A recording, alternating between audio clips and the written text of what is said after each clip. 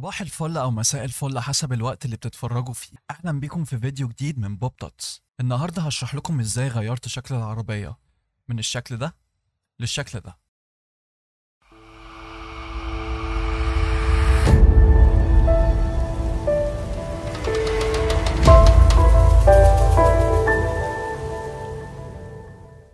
أول حاجة عزلت العربية عن الخلفية،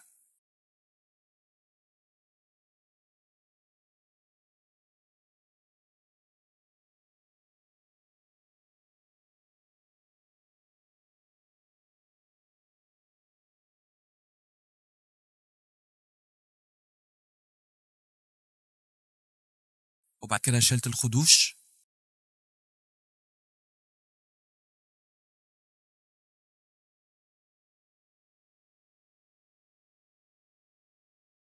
وبعدين ضفت adjustment layer hue and saturation، وقللت الساتوريشن على الآخر، وقللت اللايتنس للسالب 84، وغيرت البلند مود لمالتيبلاي،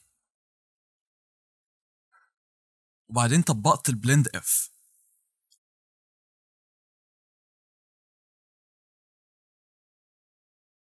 وعملت انفيرت ماسك، وجبت البرش وقللت فيها الهاردنس ل 23%، وخليت الفلو في البرش 70%، وابتديت ارسم حوالين الاجزاء اللي عايزها باللون الاسود.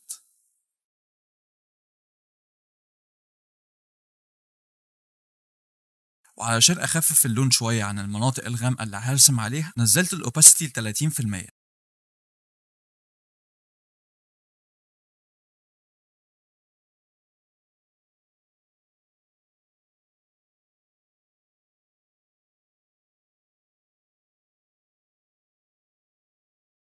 وبعدها رفعت الاوباسيتي تاني ل 100%، وكملت رسم.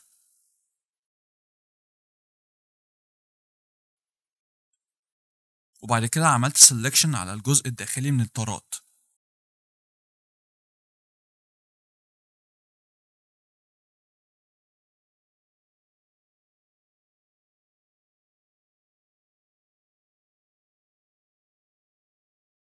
واستخدمت السلكشن في اضافه adjustment layer hue and saturation، وبعدين جبت الريفرنس اللي عايز اخد منه اللون، ورجعت تاني للادجستمنت لاير، وعملت تشيك على colorize، وابتديت اغير في القيم.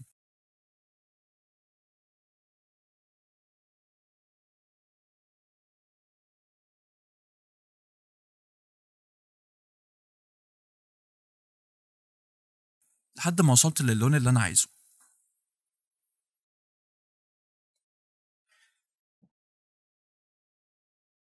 وكملت سيلكشن في الطارة التانية.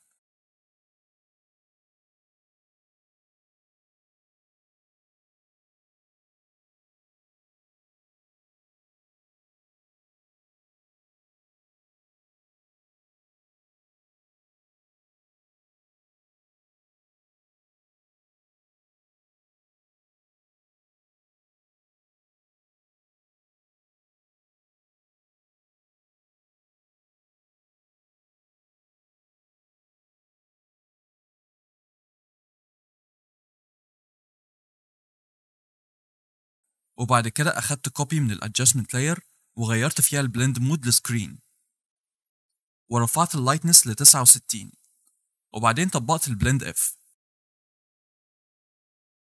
واخدت كوبي تالتة منها وقللت فيها الفل ل 60%.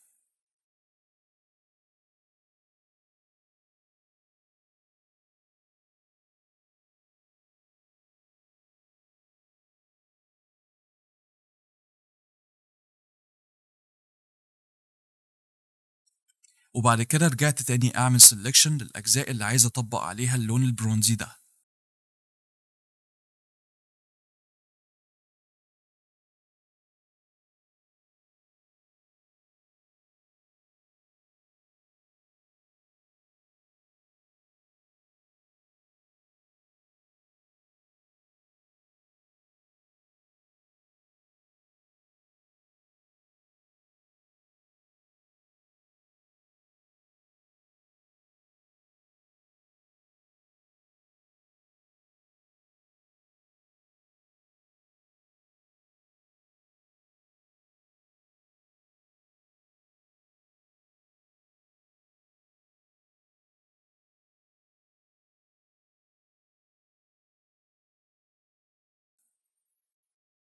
واستخدمت السلكشن اللي في ماسك الادجستمنت لايرز في اني اخد نسخة من الاجزاء دي في العربية،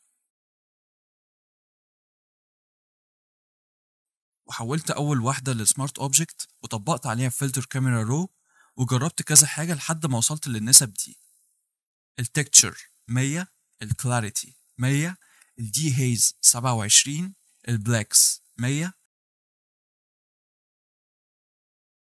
الوايتس 26، الشادوز -100، الكونتراست 51، الاكسبوجر 0.05.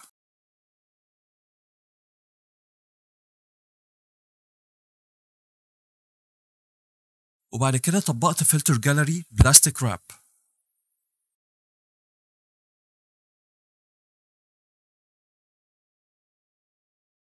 السموزنس 2، الديتيل 13،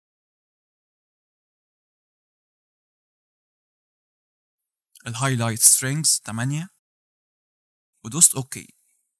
وفتحت البلندنج اوبشنز بتاعت الفلتر وغيرت البلند مود لسكرين وقللت فيها الاوباسيتي ل 40% ودوست اوكي. وبعدين رجعت تاني اكمل سelection للاجزاء اللي عايز اطبق عليها نفس اللون البرونزي.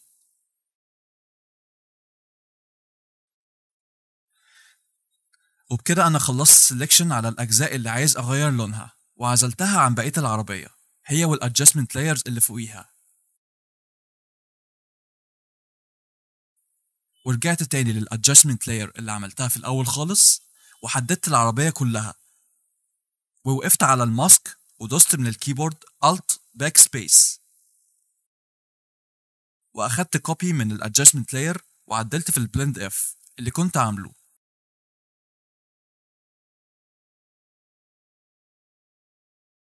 وبعدين وقفت تاني على الماسك ودوست من الكيبورد كنترول اي علشان اعمل انفيرت ماسك، وبعد كده جبت البرش وكبرت السايز بتاعها شويه وقللت فيها الهاردنس على الاخر وخليت فيها الفلو 70% والاوباسيتي 20%. وبعد كده نزلت على التو ادجستمنت لايرز وعملت لهم كليبنج ماسك وطلعت للكوبي اللي اخدتها وابتديت ارسم بالبرش.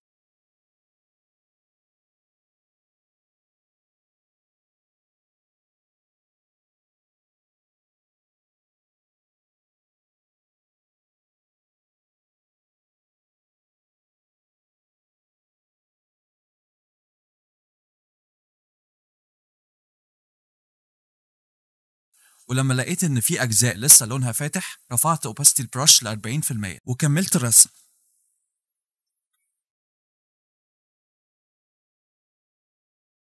وعدلت على البلند اف لتاني مره.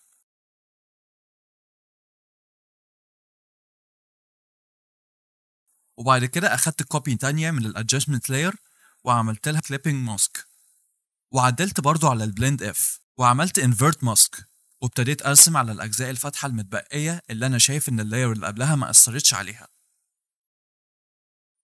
وبعد كده عملت سelection على العربيه كلها، وفوق الادجستمنت لاير اللي كنت بعدل عليها ضفت adjustment layer levels وجربت في النسب لحد ما وصلت للنتيجه اللي انا محتاجها. وبعد كده طلعت فوق كل اللايرز وعملت selection على العربيه كلها وضفت adjustment layer brightness and contrast، وبرضه عدلت في النسب لحد ما وصلت للنتيجة اللي أنا محتاجها. وبعد كده عملت selection على اللاير ماسك في اللايرز اللي عملتها للون البرونزي وطرحتها من ال brightness adjustment layer ومسحت اللاير الريفرنس لأني خلاص مش محتاجها. وبعد كده جمعت كل اللايرز في سمارت اوبجكت واحدة وسميتها edited car. وبعد كده ضفت صورة الباك جراوند وظبطت مقاساتها شوية علشان تليق مع العربية. وبعدين وقفت على لاير العربية وطبقت فلتر كاميرا رو وجربت لحد ما وصلت للقيم دي: الشادوز 25، الهايلايتس 2، الكونتراست 53، الاكسبوجر 0.35، التكتشر 100،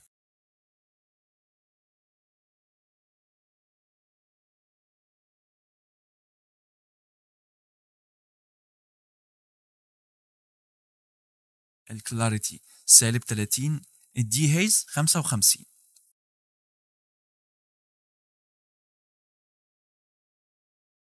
وقللت opacity الفلتر ل 22%.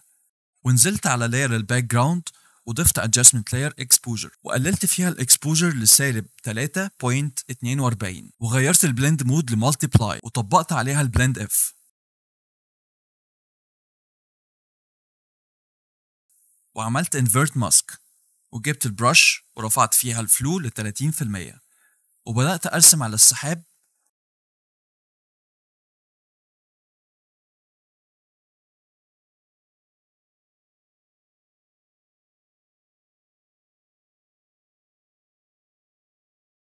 وقللت الفيل في الادجستمنت لاير ل 60%. وبعدين ضفت adjustment layer exposure تانية وقللت فيها الاكسبوجر لسالب 5.21 والمرة دي غيرت فيها البلند مود لليموناسيتي. وعملت invert mask وجبت البرش وبدأت أرسم الشادو بتاع العربية.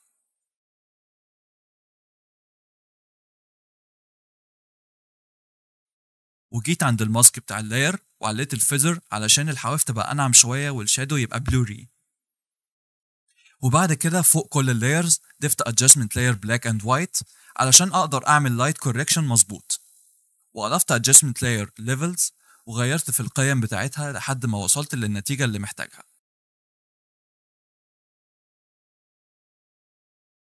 وجبت البرش وخليت الراوندنس بتاعتها بلوت. وبعد كده أخدت كوبي من أول adjustment layer أضفناها للشادو وعملت لها invert mask وقللت الفيزر في الادجستمنت لاير على الآخر مؤقتا وبدأت أرسم الشادوز بتاعت الكاوتشات. ورجعت تاني عليت الفيزر شوية وبدأت أعدل على الشادو اللي رسمته.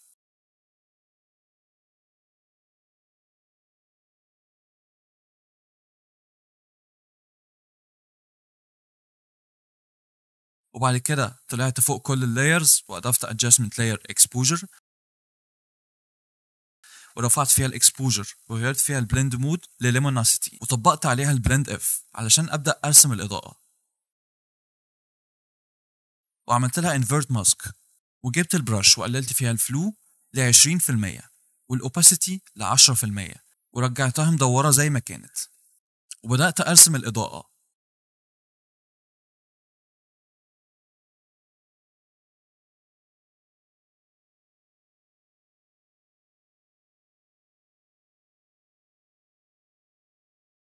ونزلت فوق لاير العربية وأضفت adjustment layer color balance الريد -5 البلو 7 وأخدت منها كوبي وحطيتها فوق لاير الباك جراوند. وبعد كده جمعت كل اللايرز في سمارت اوبجكت واحد وطبقت عليه فلتر كاميرا رو بالنسب دي: التمبريتشر -5 البلاكس 36 الاكسبوجر 0.35 التكتشر 10 الكلاريتي 50 الدي هيز 39 الفينييت -100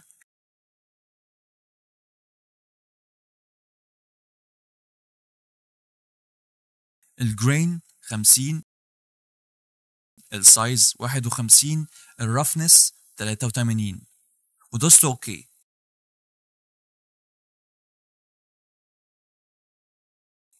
وقللت اوباسيتي الفلتر ل 30%.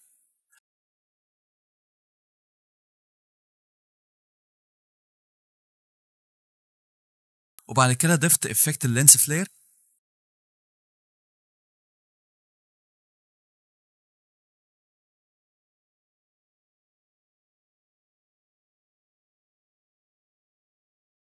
وضفت adjustment layer color lookup 3 strip وقللت فيها الفل ل 60% وخفتها مؤقتا. ورجعت تاني أطبق فلتر كاميرا رو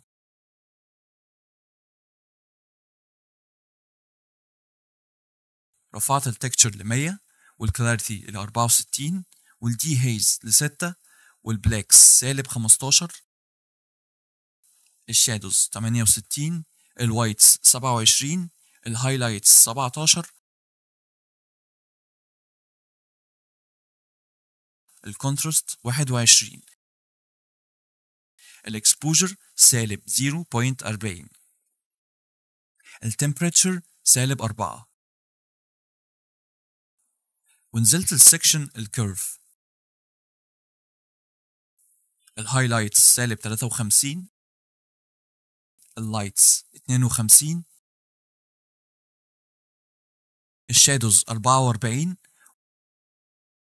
وبعدين نزلت السكشن كولر ميكسر وجربت شوية حاجات ولقيت الأنسب إني أقلل البلوز لسالب 24.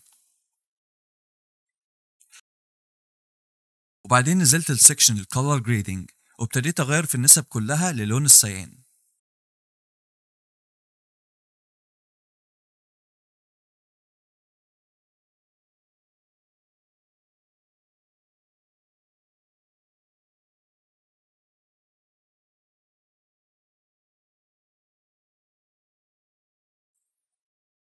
ونزلت السكشن الديتيل ورفعت الشاربنينج ل 28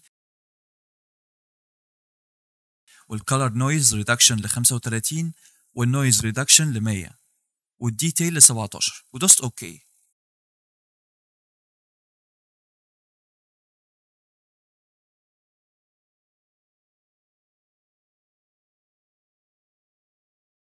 وقللت اوباستي الفلتر ل 30% واظهرت الادجستمنت لاير اللي كنت عاملها من الاول.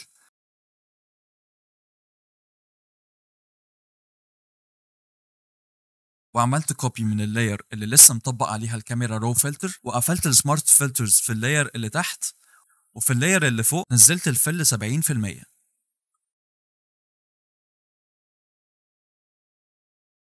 وبعد كده ضفت adjustment layer color lookup to strip وقللت فيها الفل 40%.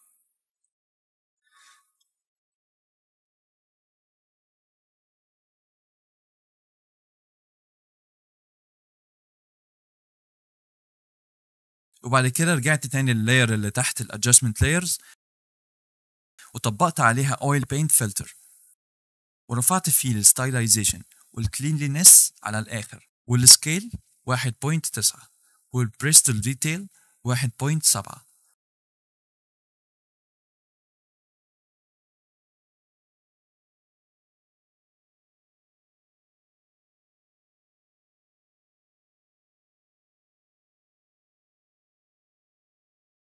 وقللت اوباستي الفلتر ل 30%. وبعد كده اخدت كوبي من اللاير ورفعت الفل باللاير كلها ل 100%. وبعد كده طبقت فلتر جاليري جلوينج ايدجز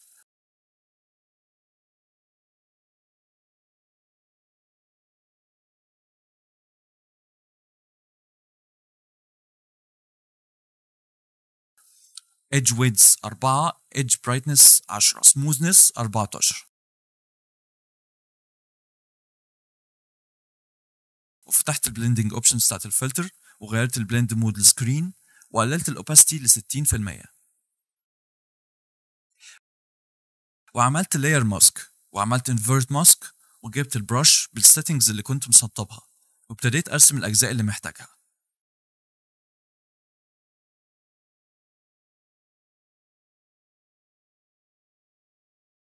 وبكده نكون وصلنا لنهاية الفيديو واتمنى تكونوا استمتعتوا بيه. هتلاقوا كمان لينك البروجكت بالكامل في الديسكريبشن. وحابب اقول اني كنت منزل بوست في فيسبوك على جروب بوب ارتس فاميلي وعامل عرض للسبسكرايبرز الجداد، والعرض ده مستمر لشهر واحد بس. تقدروا برضو تشوفوه من اللينك في الديسكريبشن. اشوفكم في الفيديو الجاي.